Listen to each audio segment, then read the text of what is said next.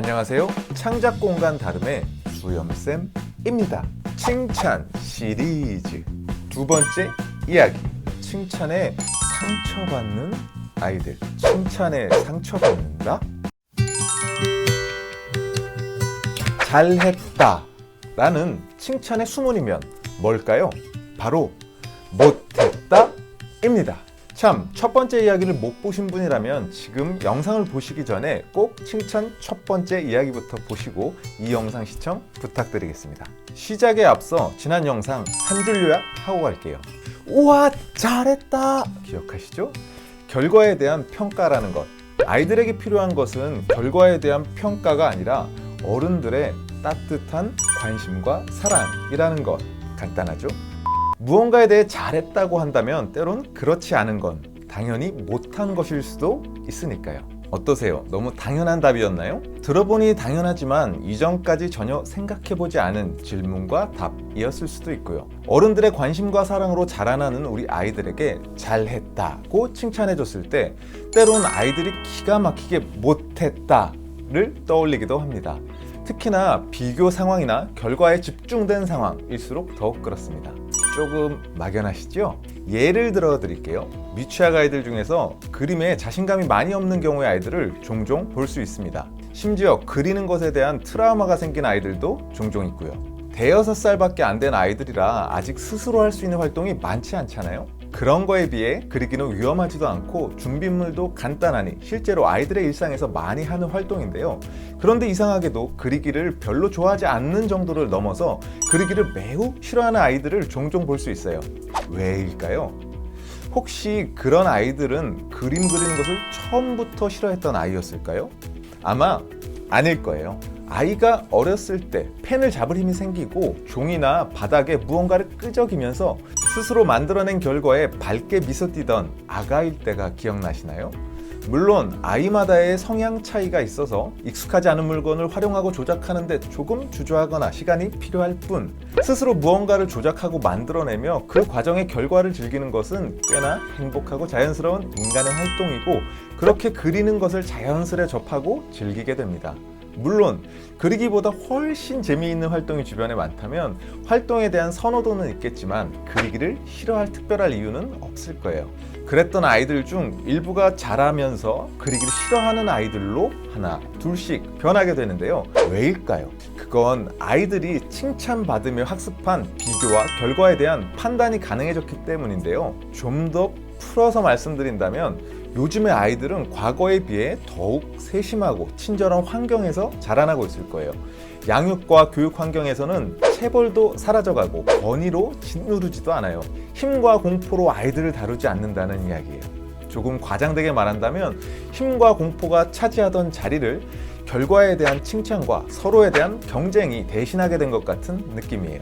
그런 면을 아이들의 그리기 활동에서 어떻게 찾을 수 있냐고요? 아직 어려서 그림에 대한 점수를 매기거나 하는 것도 아닌데 말이죠. 아이들이 그림을 그리며 즐거웠던 건 스스로 조작하는 즐거움과 그려낸 결과에 스스로 감동하는 것이라고 말씀드렸잖아요. 어린이집이나 유치원에서의 그리기 활동을 한번 상상해 볼게요. 요때의 아이들은 개월수나 발달 정도의 차이 등으로 그리기 수행 능력의 차이가 많이 나는 편이에요. 그렇기 때문에 교사는 당연히 잘 그리지 못하는 아이의 그림을 못했다고 평가하지 않아요. 다만 잘 그리는 아이의 그림을 잘했다고 칭찬해 주죠. 잘했다, 예쁘다, 멋지다 등등. 이제 조금 느낌 오시죠? 한 공간에 여러 명의 아이들이 그림을 그리고 있고 아이들은 저마다 교사에게 예쁨을 받고 싶단 말이죠. 거기에 친구들에게도 인정받고 싶은 마음을 갖고 있을 거예요. 자연스럽죠. 그런데 그 예쁨과 인정을 받는 최고는 바로 칭찬인 거예요. 누구의? 교사의. 여럿 중에 한 아이의 그림을 잘 그린 것 같아서 교사는 따뜻하게 칭찬해 줍니다. 어쩜 색을 이렇게 예쁘고 꼼꼼하게 칠했니? 너무 예쁘다. 또 한 아이가 선생님, 사람은 어떻게 그려요? 라고 물어보죠. 교사는 친절히 알려줍니다. 참 여럿 중에서 한두 아이가 칭찬을 받고 질문하는 동안 그럼 다른 아이들은 무엇을 했죠? 네, 그림을 그리고 있었죠. 그러면서 아이들은 다 보고 듣고 했습니다. 바로 관찰한 거죠. 안 보고 안 듣는 척 하지만 칭찬받는 방법을 살폈고 선생님이 알려준 방법을 확인했습니다. 아, 나도 칭찬받고 싶다. 이렇게 해야 되는구나. 아이들의 속마음입니다. 그 다음은요? 네, 아이들은 조용히 각자 시도해 봅니다. 다만 그게 잘 될까요? 쉽게 잘 되었다면 네, 처음부터 칭찬받았을 거예요. 그래도 다행인 건 몇 번의 노력으로 따라가는 아이들이 절반 이상은 될 거예요. 그렇게 되는 아이들은 자연스레 선생님께 물어보겠죠. 선생님, 여기요, 요거 맞아요? 이렇게 잘하는 영역으로 들어간 아이들과 그렇지 않은 아이들로 나누게 됩니다. 나머지 아이들도 나름의 시도를 해보지만 잘 되지는 않고 자기가 봐도 칭찬받는 아이의 그림과는 많이 달라요. 잘하는 것의 기준이 생겨나고 그 기준에 비교되고 누군가는 잘하지 못하는 아이가 되고 이런 식의 미술 활동이 반복된다면 자연스레 그리는 것에 자신감이 떨어지는 상황이 발생하게 될 거예요. 그러던 차에 교사가 자리를 잠시 비운 사이 다른 아이가 잘 그리지 못한 그 그림을 보며 너 틀렸어. 선생님이 사람 그렇게 그리는 거라고 알려주지 않았어. 라고 지적하고 다른 아이들은 그 상황이 재미있어서 깔깔깔깔 웃는다면 지적받은 아이의 마음은 정말 절망적일 겁니다. 다시는 그림을 그리고 싶지 않을 겁니다. 적어도 남이 보는 앞에서는 말입니다. 교사는 교사의 기준에 의해 잘한 아이에게 칭찬만 했을 뿐인데 말이죠. 또 물어본 것을 친절히 알려주기만 했을 뿐인데 말입니다. 이해가시죠? 아이들은 잘했다의 수문이면 못했다를 기가 막히게 찾아냅니다.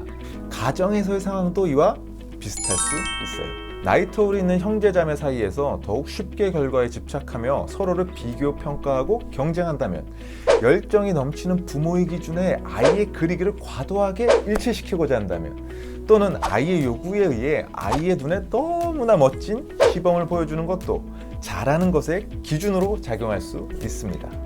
그렇듯 아이가 그리기를 점점 싫어하게 되거나 유난히 자신감이 없어지는 경우를 경험했다면 이와 유사한 상황에 있었을 수도 있습니다. 앞에서 설명드렸듯 대부분의 아이들이 아가일 때부터 이미 충분히 그림을 즐기고 있었는데 잘했다와 같은 결과에 대한 평가가 그리기 활동에 적용되며 아이들은 그림을 그리며 생각이 자유로워지고 표현이 즐거워지는 것이 아니라 맞추기 어려운 칭찬의 기준에 의해 자신의 그림을 부정하게 되거나 그리는 것을 싫어하기 시작할 수도 있다는 점, 그리고 친구의 놀림, 가족의 가혹한 평가 등의 외부에 의한 예상치 못한 심적 충격을 받는 경우 심지어 그림 그리는 것에 대한 트라우마가 생겨버린 경우가 발생할 수도 있습니다. 아직은 스스로 즐길 수 있는 활동이 많지 않은 아이에게 그나마 꽤 괜찮은 활동인 그리기마저 잘못된 칭찬으로 하기 싫은 활동이 되어버릴 수 있음을 한 번쯤 생각해 보시면 좋을 것 같아요. 이 영상을 보시는 어른들, 특히 아이들과 미술 활동을 하시는 어른들은 그럼 아이들은 어떻게 칭찬하며 가르치면 좋은 거지? 라는 생각이 들지 않으시나요? 벌써 감 잡으신 분도 있으실 것 같은데요. 1편에 말씀드렸던 칭찬을 결과에 대한 평가가 아닌 관심과 사랑으로 대신할 수 있다면 칭찬의 이면 못했다의 웅덩이에 아이가 빠져 허우적거리는 상황은 피하실 수 있을 거예요. 그리고 미술을 아이들에게 어떻게 가르쳐야 하는지 큰 틀과 개별 상황들에 대해서도 추후 기회가 되면 소개해드리는 것으로 약속드리겠습니다. 대신 아이들에게 미술을 어떻게 이해시켜주면 될지 아주 간단하게 설명드릴게요. 적어도 다른 교과들과는 달리 미술은 모두가 하나의 답을 맞추는 활동이 아니라 자기만의 답을 만들어가는 활동이라고 생각하시면 좋을 것 같아요. 거기에 스스로 문제를 내고 그 답을 완성하는 경험으로 미술 활동이 가능하다면 최고! 이번 편에서는 칭찬의 수문이면 못했다와 그로 인해 상처받는 아이들에 대해 알아봤습니다. 아, 그거 궁금하셨죠? 어떻게 칭찬해야 하는지 이번 영상에 넣어보려고 했지만 이미 영상이 너무 길어졌네요. 정말 죄송합니다. 하지만 다음 편 또 알차게 준비해 보겠습니다. 칭찬 시리즈. 영상의 내용이 괜찮았다면 구독과 좋아요 그리고 알람 설정까지 부탁드립니다. 그럼 다음 영상을 가장 빨리 접하실 수 있을 거예요. 그리고 더 중요한 건 내용이 도움될 만한 분이 주변에 계시다면 공유 한번 부탁드려요. 아니면 창작공간 다름 수염쌤으로 검색하셔도 좋고요. 감사합니다. 오늘도 아이들과 행복하세요. 다음 편에 뵙겠습니다.